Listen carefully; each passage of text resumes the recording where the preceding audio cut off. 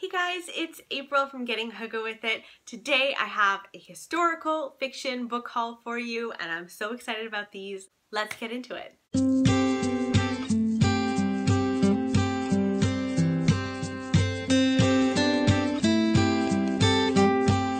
I picked up The End of the Affair. So this one says that the love affair between Morris Bendix and Sarah, flourishing in the turbulent times of the London Blitz, ends when she suddenly and without explanation breaks it off. After a chance meeting rekindles his love and jealousy 2 years later, Bendix hires a private detective to follow Sarah, and slowly his love for her turns into an obsession. I've heard really good things about this. I think I first heard this on the Modern Mrs. Darcy podcast, so I'm really hoping it's going to be a good one. Also got Wildflower Hill by Kimberly Freeman. I heard that this is another good author to go for if you like Kate Morton, which I definitely do. So this follows a couple of generations. It follows Emma, who was a ballerina, and sadly her career is kind of over. And when her grandmother Beatty dies, she inherits a sheep station in rural Australia, and she's like, what am I going to do with a sheep station? So she goes to this place called Wildflower Hill, and she intends to sell it, but she starts to learn more and more about her grandmother's history. And there's even a little blurb here by Kate Morton that she says it's a gorgeous story of family and secrets and the redemptive power of love. I know that this won't have as much mystery as Kate Morton's books, but I still think it will be a good one. I was also able to get The Paying Guests by Sarah Waters. It's been so long since I've picked up anything by Sarah Waters, and I do enjoy her. I really loved Affinity by her. This follows a mother and daughter in 1922.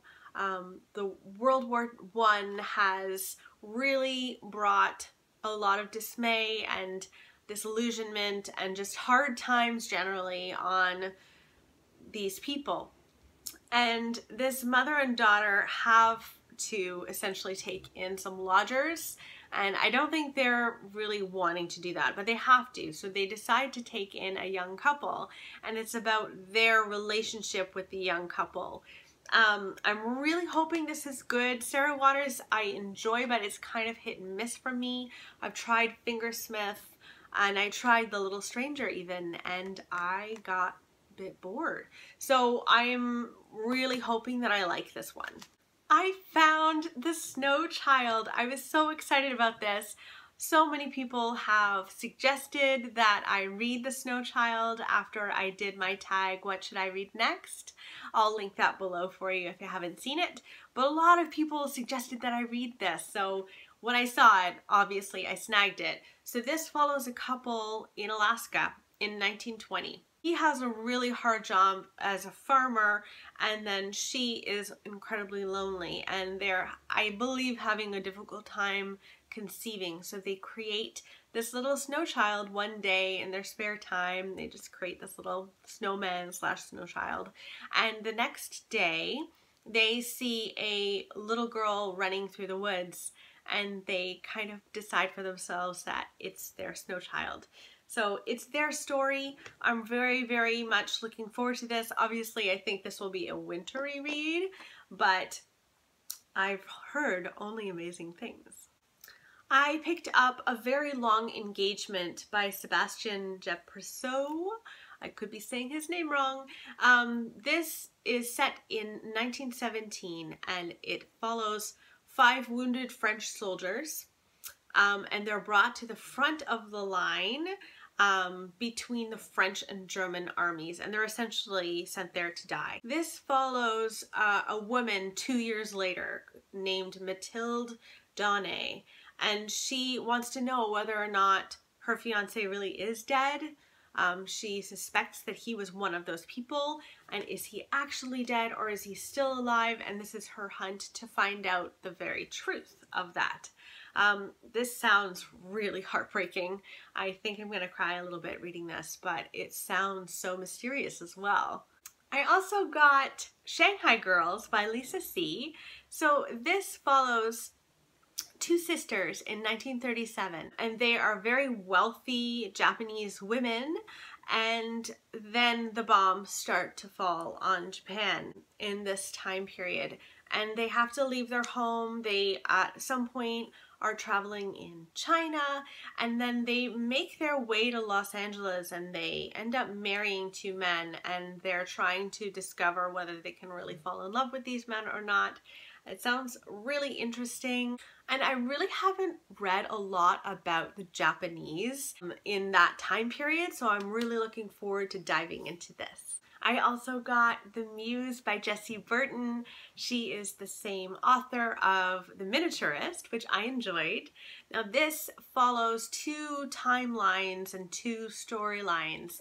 The first is England, 1967, where Odile Bastien starts to work at this art gallery, and she stumbles upon this painting that she's very excited to find because it's kind of gone amiss. It's by Isaac Robles, and he mysteriously died a few years ago. So it follows her storyline, and then it goes back to Spain in 1936, and it follows Olive, who wants to become a painter herself. She becomes friends with a housekeeper named Teresa, and then Teresa's half-brother, Isaac Robles, who is that painter. So Isaac and Teresa decide to help Olive out by allowing her to make her work, make her art that she wants to make, but they also try to hide it from people who don't want Olive to make art. So it sounds like the two worlds interweave, and I don't know whether this means that the painting is actually Olive's painting and not Isaac's at all. But it sounds interesting, and look at this cover. I mean, who could say no, right? It's amazing. I also picked up The Bonesetter's Daughter by Amy Tan. I've never read Amy Tan, and I've always wanted to. And I've heard that this is a favorite of a lot of people. So this follows two generations, a mother and a daughter. Ruth is a self-help writer, and she finds out that her mother, Liu Ling, has actually written some of her own storyline from her history in China. And her mom has always been a really strange character in her life. It sounds like she's had some mental health issues maybe. As a child, Ruth had been constantly subjected to her mother's disturbing notions about curses and ghosts, and to her repeated threats that she would kill herself, and was even forced by her to try to communicate with ghosts. So it sounds like she's had an interesting relationship with her mother. But then she finds out that her mom has started writing down her storyline, and it dives into the past of her mother that she never knew. I've heard really good things about The Bonesetter's Daughter. A lot of people say that this is their absolute favorite by Amy Tan, so I'm eager to pick this one up. Finally, I got Water for Elephants from Sarah Gruen. This follows a boy named Jacob who decides during the Depression to leave and essentially join the circus. And there he meets Marlena. I believe a romance ensues. Now, I've never seen the movie with Reese Witherspoon and that guy from Harry Potter and Twilight. I can't remember his name. Robert Pattinson? I don't know.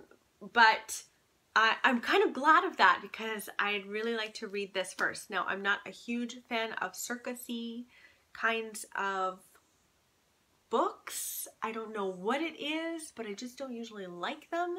So I'm really hoping that I like this. So those are the books that I picked up. I'm so excited about them. Let me know what historical fiction you've been really liking lately. Like, have you been reaching for a certain time period lately or what? I'd love to know, and I will see you next time. Bye!